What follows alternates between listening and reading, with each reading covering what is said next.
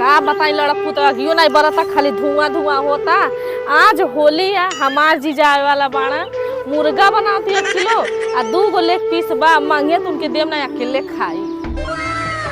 का बताई दोगलवा ऐसा मुर्गा लाइल बा, एको करेजी पथरी बा ना। अगर करेजी पथरी रहत तो पहले अगिया भूज भूज खाईती, तो ओकरे बाद मुर्गा बनाऊती।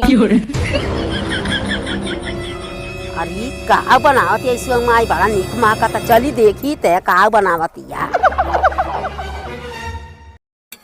अरे बुढ़िया आवतिया। अरे बुढ़ा हमार मुर्गा ना जिया दे बुका। अरे तो पहले जैसे लगा था तोर मुर्गा खाया नहीं का। अरे बुढ़ा तू कौन भरोसा बा, ऐसे पिछले होलियम बनावत रहनी मुर्गा आ तबले आ गइल खौरैया आ घर भर खैलस आ सबके धैलस बौरैया। करे ते हमें खौरैया समझले का तोर मुर्गा नजरिया देबे। अरे बुढ़ा चाहे नजरिया चाहे मत नजरिया, लेकिन हमार मुर्गा में सलामई रहा आ जन कहे आल बड़ ओइस खड़े खड़े कहा। अरे का तो से कहीं अब कहतो का लाज लगता, पता नहीं मांगी देवी कि नहीं देवी। अरे बुढ़ा तू यहाँ ससुर भसुर बने का तू कहा तुम लाज लगता।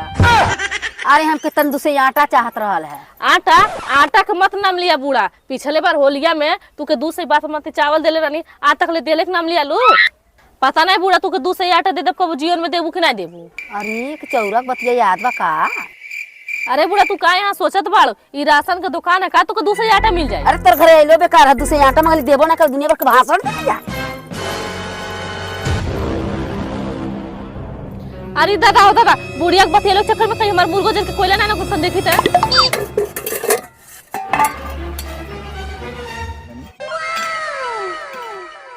अरे बाप, हमार ते मुर्गवा बच गल, ई कहा जरल नहीं, हमार जीजावा कहले रहला के बना आइल नहीं।